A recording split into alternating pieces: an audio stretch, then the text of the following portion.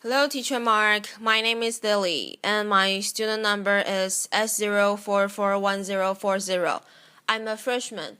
The speech title is Ron Finley, a guerrilla gardener in South Central LA. I live in South Central. This is South Central. Liquor stores, fast food, vacant lots. So the city planners, they get together and they figure they are going to change the name South Central to make it represent something else. So they change it to South Los Angeles. Like this is going to fix what's really going wrong in the city. This is South Los Angeles. Laughter. Liquor stores, fast food, vacant lots. Just like 26.5 million other Americans, I live in a food desert. South Central Los Angeles, home of the drive-thru and the drive-by. Funny thing is, the drive-thrus are killing more people than the drive-bys. People are dying from curable diseases in South Central Los Angeles.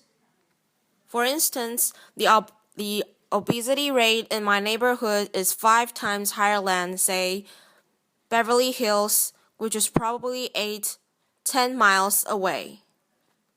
I got tired of seeing this happening, and I was wondering, how would you feel if you had no access to healthy food? If every time you walk out your door, you see the ill effects that the present food system has on your neighborhood. I see wheelchairs bought and sold like used cars. I see dialysis centers popping up like Starbucks. And I figured this has to stop. So I figured that the problem is the solution. Food is the problem and food is the solution. Plus I got tired of driving 45 minutes round trip to get an apple that wasn't impregnated with pesticides. So what I did, I planted a food forest in front of my house. It was on a strip of land that we call a parkway.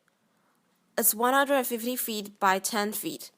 Thing is, it's owned by the city, but you have to maintain it.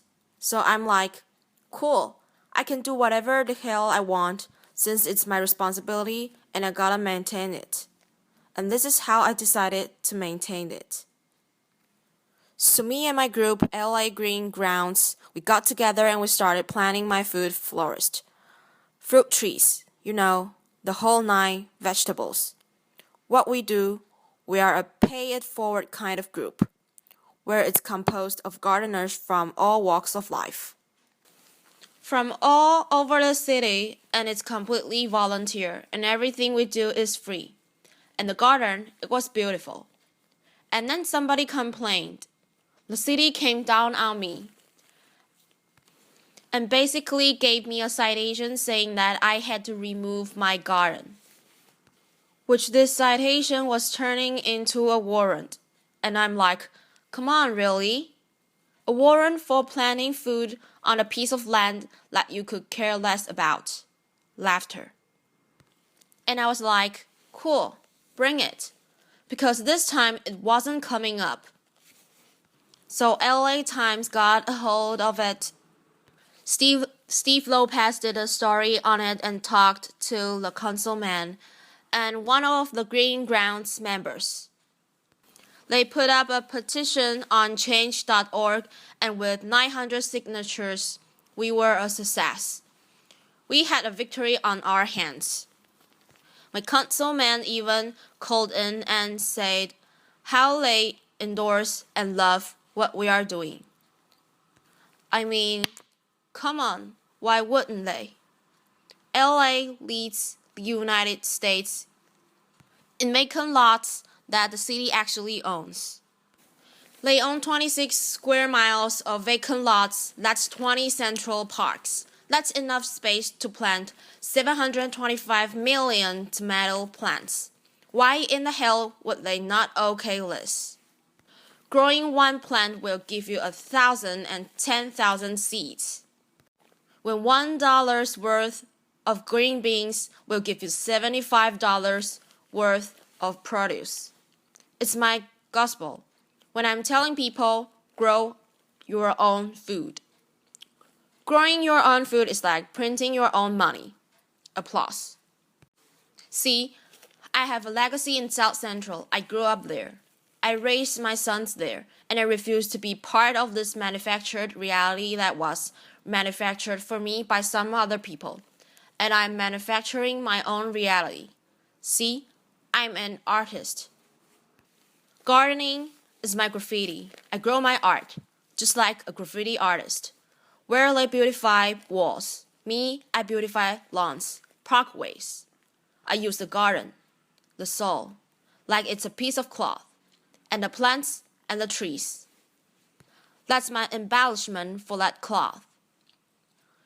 You'd be surprised what the soil could do if you let it be your canvas. You just couldn't imagine how amazing a sunflower is and how it affects people. So what happened? I have witnessed my garden become a tool for the education, a tool for the transformation of my neighborhood. To change the community, you have to change the composition of the soil. We are the soil.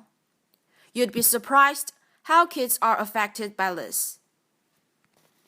Gardening is the most therapeutic and defiant act you can do, especially in the inner city.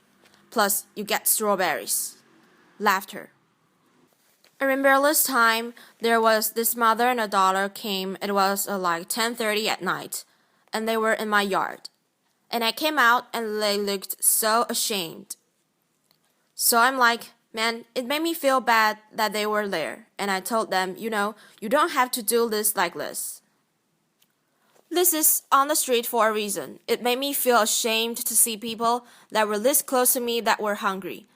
And this only reinforced why I do this. And people asked me, Finn, aren't you afraid people are going to steal your food?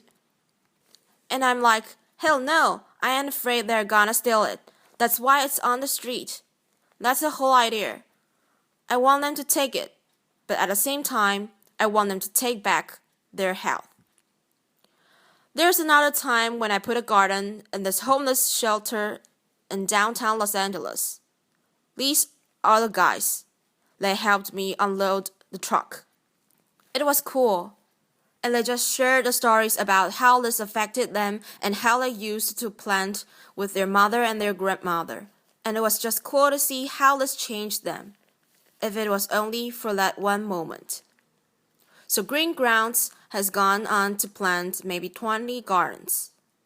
We've had like 50 people come to our diggings and participate, and it's all volunteers. If kids grow kale, kids eat kale. Laughter. If they grow tomatoes, they eat tomatoes. Applause. But when none of this is presented to them, if they are not shown how food affects the mind and the body, they blindly eat whatever the hell you put in front of them. I see young people and they want to work, but they are in this thing where they're caught up. I see kids of color and they're just on this track that's designed for them, that leads them to nowhere. So with gardening, I see an opportunity where we can train these kids to take over their communities, to have a sustainable life. And when we do this, who knows? We might produce the next George Washington cover, but if we don't change the composition of the soil, we will never do this. Now this is one of my plans. This is what I want to do. I want to plant a whole block of gardens where people can share in the food in the same block. I want to take shipping containers and turn them into healthy cafes. Now don't get me wrong. I'm not talking about no free shit because free is not sustainable. The funny thing about sustainability, you have to sustain it. Laughter. Applause. What I'm talking about is putting people to work and getting kids off the street and letting them know the joy, the pride and the honor in growing your own food, opening farmers markets. So what I want to do here, we gotta make this sexy. So I want us all to become evolutionary renegades, gangsters, gangster gardeners. We gotta flip the script on what a gangster is. If you ain't a gardener, you ain't gangster. Get gangster with your shovel, okay? And let that be your weapon of choice. Applause. So basically, if you want to meet with me, if you want to meet, don't call me. If you want to sit around in cushy chairs and have meetings where you talk about doing some shit. If you want to meet with me, come to the garden with your shovel so we can plant some shit. Peace. Thank you. Applause. Thank you. Applause.